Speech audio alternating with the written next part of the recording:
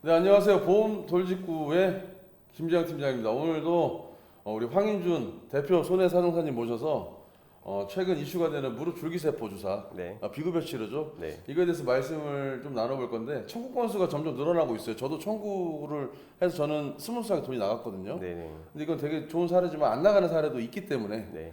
저희가 영상을 켰는데 지금 쟁점이 뭐죠 이게? 지금 뭐 실손무릎이 뭐 백내장부터 시작해가지고 네네. 뭐 전립선 결찰술, 네. 무릎 줄기세포 네. 뭐 내용들 보면은 네. 뭐 치료 내용이라든지 치료 부위는 다 다르지만 결국은 비급여 치료비가 이제 실손 청구되면서 네. 누적이 많이 되다 보니까 손해를 너무 급감하고 있습니다. 그래서 보험사 입장에서 급증하고 있는 거죠. 그래서 그 부분 때문에 이제 조사가 많이 나가고 있는 상황이고요. 네. 그 부분 때문에 지금 뭐 보험금을 못 받고 있는 분들도 많이 발생하고 있는 거죠. 저희가 이 금융감독원에서 배포된 보도자료를 통해서 네. 오전에 조금 살펴봤는데 네. 이게 23년 7월에 신의료기술로 승인이 됐고 네. 그래서 이제 병원에서도 치료를 하고 있는데 네. 지금 부지급하는 이유가 뭐죠? 보험사에서? 지금 크게 두 가지 쟁점이 있고요. 예, 하나는 이 치료를 받으려면 예. 그 퇴행성 관절염 손상 정도가 정도가 일정 조건에 부합을 해야 되세요. 그거를 이제 얘기하는 게 KL 그레이드. 네. 두 번째는 ICRS. 네. 이게 어느 정도에 부합해야 되는 거죠? 일단 ICRS, KL 그레이드 뭐 잘 모르시는 분들이 계셔서 잠깐 설명을 드리면 네. 뭐 ICRS는 퇴행성 관절염을 어느 정도 손상됐는지를 판단하는 그 내용이시고요. 예. KL 그레이도 마찬가지세요. 퇴행성 관절염 어느 정도 손상됐는지를 보는 게 이런 척도들이 되는 건데 간단하게 그 기준을 보면 KL 그레이드는 2, 3등급이 2, 나오잖아요. 3등급, 4등급 안 되죠? 2, 3등급, 안 돼요. 2, 3등급만 되는 거고. 그러니까 중간 수준의 손상 정도가 있으세요. 왜냐하면은 4등급이면은 너무나 연골이 다르기 때문에 그렇죠. 무릎 줄기세포가 의미가 없다는 그 의미 다른 같아요. 치료를 이제 고안을 해서 이제 뭐 치료를 받아야 되는 거고요. 네, 그렇죠. 그다음에 ICRS 같은 경우는 3, 4등급. 3, 4등급. 네네. 자, 근데 오전에 저희가 말씀을 나눌 때 등급 받았다, 좋다. 네. 근데 그 등급을 판정하는 의사의 주관적인 판단이 개입되는 거기 때문에 네. 보험사에서는 그걸 또 고지고대로 인정을 안 하는 분위기예요. 그렇죠. 일단은 뭐 집도의가 예. 수술 전에 영상을 보고서 네네. 이 등급을 매겼을 거 아니에요. 그렇죠. 근데 등급을 볼 때 예. 의사들마다 볼 수 있겠지만 예.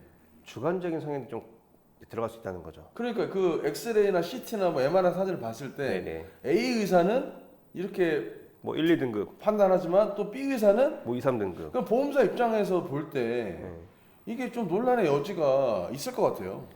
그래서 또 자문을 가자고 할 수밖에 없는 상황들이 또 도래하는 거죠. 그렇죠. 네. 그리고 또 한 가지 이게 실손의료비 청구가 많이 들어가는데 네. 이게 입원이 필요한가 아닌가에 또 그런 논란이 있는 것 같아요.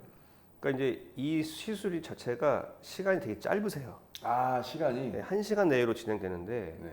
물론 이제 한쪽만 할 수도 있고 양쪽 다 진행할 수도 있어요.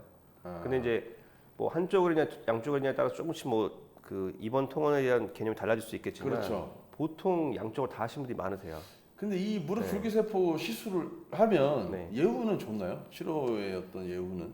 뭐 예우는 다 조금씩 다를 수 있겠지만 케이스 바이 케이스고 기본적으로 일단 부종이 생겨요. 부종. 예, 부종이 있기 때문에 솔직히 거동하기 쉽지 않으실 거예요. 부종이는 쉽게 말하면 붓는다는 얘기예요. 그렇죠. 예. 근데 이제 땡땡 붓기 때문에 네. 움직이기 쉽지 않으실 거 아니에요. 음. 예, 경직돼 있으니까. 근데 이제 그런 상황에서 무조건 환자를 뭐 내보낸다? 얼마 전에 네. 저희가 무릎 줄기세포 영상을 한 번도 올리지 않았지만 네. 그냥 저희 채널을 보시고 제주도에서 연락을 주신 분이 있는데 네네. 심지어 국립병원이에요. 그렇죠. 양쪽에서 땡땡 부었는데 보험사에서 네. 이거를 왜 입원을 했냐. 저희가 서류를 받아보지 못했지만 그 얘기만 들었을 때 좀 어이가 없었거든요. 그러니까 본인도 일반 뭐 개인 병원이 아니라 그렇죠. 뭐 지방이긴 하지만 예. 국립병원, 그렇죠. 제주대학교 병원에서 예. 이제 시행을 하셨는데 그렇죠. 본인도 이제 뭐 웬만했으면 뭐 통원 치료하시고 하셨겠지만 병원에서 의사가 입원 치료 필요하다. 그렇죠. 2, 3일 정도는 병원에서 이제 안전가를 취해야 된다. 추후에 예, 보험금을 받기 위해서 의사 소견서까지 다시 받았다고 해요. 예 맞아요. 그런데도 불구하고 의사가 이제 본인이 2, 3일 정도 입원 치료 필요하다고 이제 권유를 해서 입원을 한 상황인데 이거를 보험사에서 단순하게 이거 통원 치료 가능한 질환인데 왜 입원을 시켰냐고 약간 색안경을 끼다 보니까 집도하시는 선생님도 약간 화가 날 수밖에 없는 상황이죠. 이 흐름에 대해서 잠깐 말씀을 드렸고 영상이 또 너무 길어지면 안 되니까 소비자들한테 좀 솔루션을 드려야 되는데 네. 조금 어떤 뭐 이거 하기 전에 뭐 선임을 하면 되는 건가? 이게 고가의 치료비다 보니까 네. 보험사에서도 잘 안 주려고 하겠죠. 솔루션을 좀 말씀을 좀 해주시겠어요? 보험사는 뭐 어떤 프로세스를 가지고 무조건 다 갈 거예요. 어떤 절차 결제도 마찬가지지만 예. 청구를 하셔가지고 이제 심사를 나오시면 예. 원치료병원 가셔가지고 뭐 서류랑 다 이제 뭐 영상 다 확보를 하셔가지고 예. 이제 진행하실 건데 대부분은 그 집도의 의사분에게 어떤 소견을 구하지 않아요. 소견이요? 네. 근데 소견이 근데 의사 소견을 구하지 않고 최초에 네. 그러니까 만약 병원 가서 어떤 진단서라든지 뭐 초진 차트라든지 검사 결과지라든지 네. 어떤 CD 내용을 다 이제 진구할 수 있는데 한번 갔다가 의사 한번 보는 게 어렵지는 않은 일이거든요. 근데 그 집도의에게 직접 물어보는 게 가장 정확한 내용을 물어볼 수 있을 건데 집도의의 진료를 받을 거 아니에요. 거기 네. 흔적이 남잖아요. 그걸로 소견서를 가름할 수는 없나요? 아니죠. 그래도 이 지금 나와 있는 어떤 본인들의 기준에 부합하는지를 정확히 다시 한번 이제 되짚어 보려고 소견서를 받는 건데 아니 부합이 되니까 실수를 했겠죠. 그래도 이제 자문을 가기 전에 적어도 그 집도의의 어떤 소견을 다시 한번 진구해서 자문을 가는 게 정확하지 않나.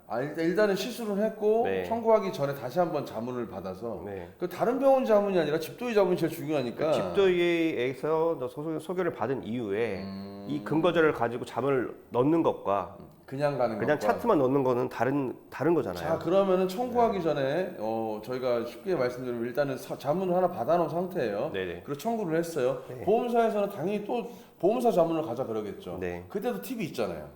저희가 무조건 뭐 응할 필요는 없는 거고요. 네. 어떤 자문 병원들도 어떤 계약자 측과 보험사 측에서 조율을 해서 선정할 수가 있어요. 그러니까 뭐 보험사 측에 유리한 병원이 아니라 네. 우리 항상 상의를 해서 환자도 알아볼 수 있으니까요. 근데 이거를 환자들이 또 생업에 종사하다 보면 이게 또 병원 정보도 뭐 네, 쉽진 않죠. 쉽지 않은 일이기 네. 때문에 그 시점 그러니까 청구하기 직전에 손해사정인을 선임을 해서 일을 하면 조금 부드러울 수가 있겠네요. 그렇죠. 저희가 자문을 가더라도 네. 저희가 먼저 어떤 뭐 저희한테 유리한 자문을 받겠다는 개념이 아니라 청구하기 전에 객관적인 자료를 객관적으로 확보하고 싶다는 거죠. 근데 제가 봤을 때 네. 저 쭉 스터디를 해보고 좀 사례를 보니까 네. 이 부지급 사례도 몇 개가 있더라고요. 네네. 부지급 사례가 좀 보면 좀 재밌더라고요.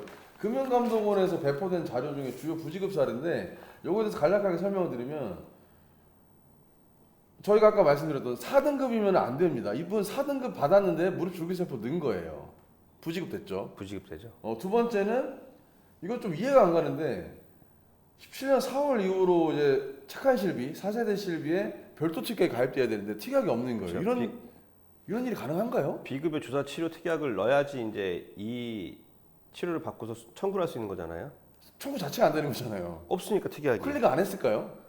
실수일 수도 있죠. 세팅인 것 같은데. 보통 일반적으로 설계하면은 세팅이 되잖아요. 비급여 조사 치료까지. 그리고 이제 마지막 사례인데 이것도 너무 웃기더라고요 이게.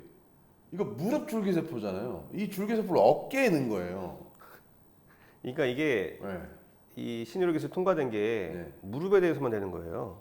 어깨에 대한 치료. 어깨에 대한 부분은 언급이 안 돼 있어요. 적어도 본인이 이런 고가의 치료를 받는다고 했을 때 네. 이 고가의 치료라고 하면은 시비 청구 가능한지부터 먼저 알아보고 하셔야 되는데. 근데 병원에서는 보도자료 보세요.